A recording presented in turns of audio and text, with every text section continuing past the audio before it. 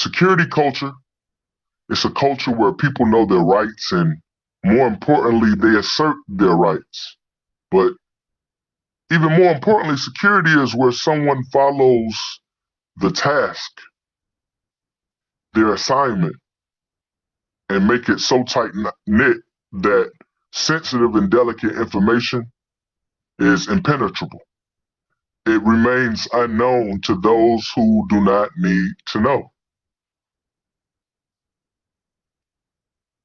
The security culture is when someone has a mind that is security consciousness oriented and they embody it, they live it, they use it, and then it becomes, they use this security consciousness and it establishes a security culture. Security culture is needed to protect sensitive information.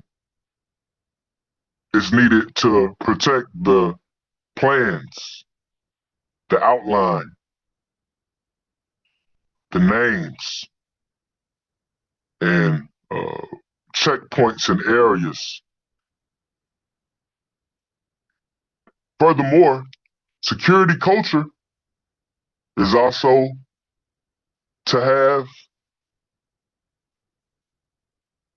an assessment and situational awareness, damage assessment and situational awareness. Security culture looks for the area of weakness.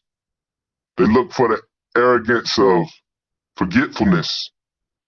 They look for those areas of bad elements and behaviors that jeopardize the group, that jeopardize even themselves.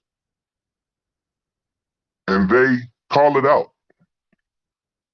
As we see today in this 21st century, we have many different movements over the span of this year from 99 to now, whether it be above ground, underground, whether it be passive resistance, whether it just be integrationist movements.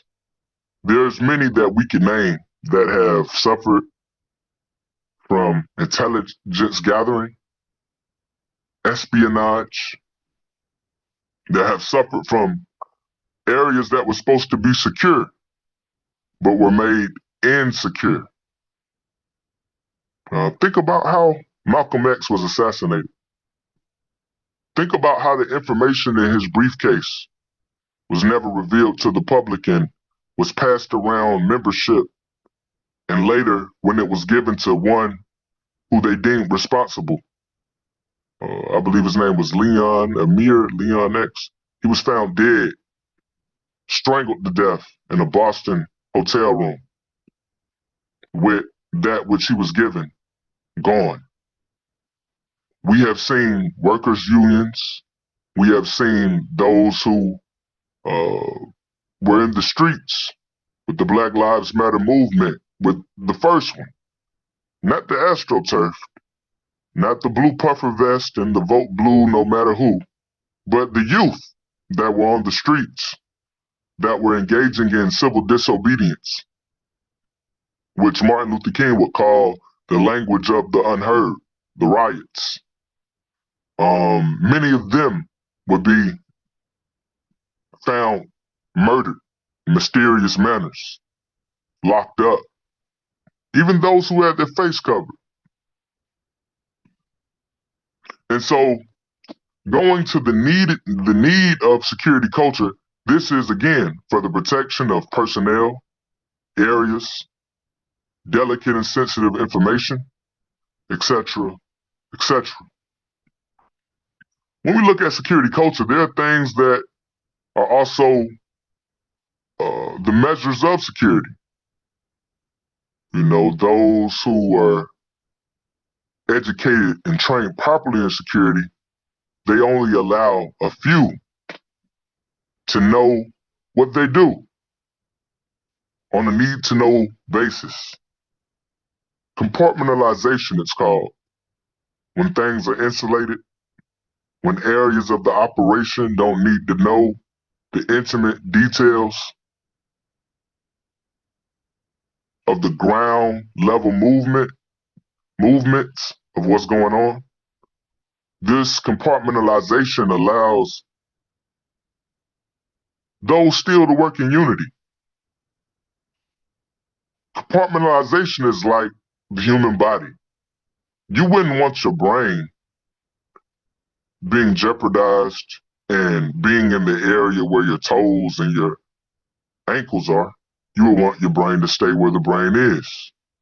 You wouldn't want your heart going to where your stomach is. You would want the heart staying where the heart is.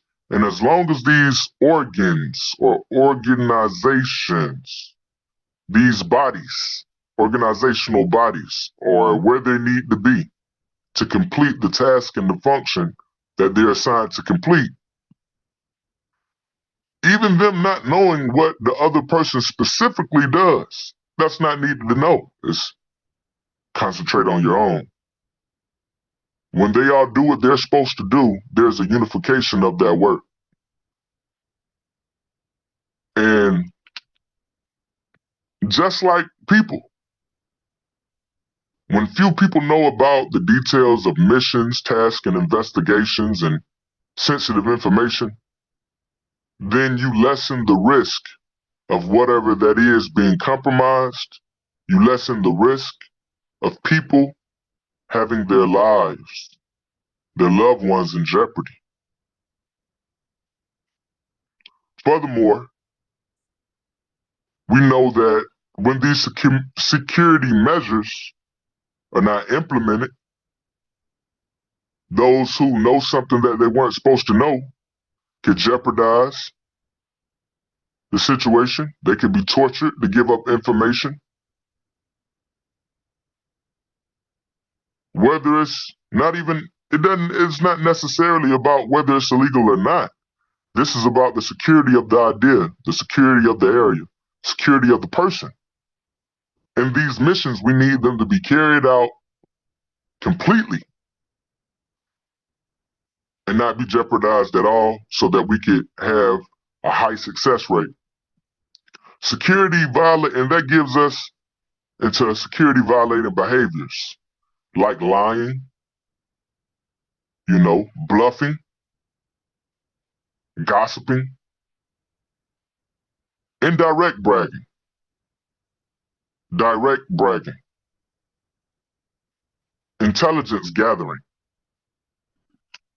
Some of these things could be looked at as petty, but when it comes to the mission, when it comes to the task that we're all organizing in, what could soon be petty, what can soon be deemed as, that's just some, acting out of his emotions, can breed reactionaryisms. And this reactionaryism can slow down, can neutralize any form of modernization, any form of forward progression.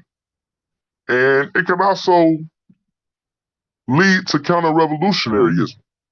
When you look at Thomas Sankara was assassinated, ambushed by one who was close to him, claimed to be a comrade. When we look at Fred Hampton, somebody came in, worked them up the ranks too quick, and look what he did. He gave away the plans of what everyone was doing, where Fred was sleeping. Now, somebody could say, well, we've seen the after effects, but just think about how little he did and how great of an ending it led to. As simple as letting someone know where he lived and where he slept got somebody's life taken. Furthermore, when it goes to that of bluffing, bragging, lying, gossiping, intelligence gathering, these things are traits used by the intelligence community. They go overseas and use these very same tactics that on a minuscule level we think is just petty, childish behavior. They cause infighting on an international and a domestic level. They cause chaos in other governments, other organizations that they feel jeopardize what they're doing. So as we leave from those security violating behaviors, well, how do we work to correct them? Well, when you see wrongdoing, you call it out. Just in the way of combating liberalism, you call it out. That's how you combat the liberalism. When you know the basics of security consciousness, implementing it, living it as a security culture, you know what compromises the movements. You know what compromises the organization. You know what jeopardizes the success rate of the plans, of the strategies, of the tactics, whether it be business, whether it just be a dry run, whether it just be a simple trip, even as little as taking your children to school. Situational awareness is a must. So when someone breaks a security violating behavior, at first when you tell them, make sure that they remember the indoctrination, the orientation, the need for security. And after you politely correct them, it must be gauged at the level and height of what security measure they broke, what they did. And upon that measure, they may just be a one and done. But after, calmly telling this person, they did the wrong thing, etc., leave it at that. But you keep a close eye on said person. You watch them, you study them. Not to be suspicious, but just to study the movements, because people make mistakes. But 2 times, 3 times, that's right, a couple and a few means that you're not doing something new. That's habitual. And this person must be dealt with.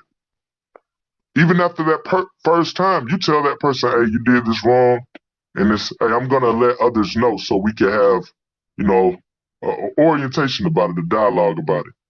But again, multiple breaches is a pattern. And so when you deal with this, again, it's your duty to explain to the person how they broke the rule, how it was inappropriate, the damage assessment, how they can correct this, what steps to do, what to remember. But we must above all remember that in no way, shape, or form must you be laxed. In no way, shape, or form may you take it lightly, the violation of security measures. Again, because, hey, when it's one, okay. But once it's a couple and a few, it is not new. And multiple corrections means somebody must be dismissed. They must be brought before council. Soul session, talked about. But again, damage assessment and situational awareness is needed to keep proper security culture.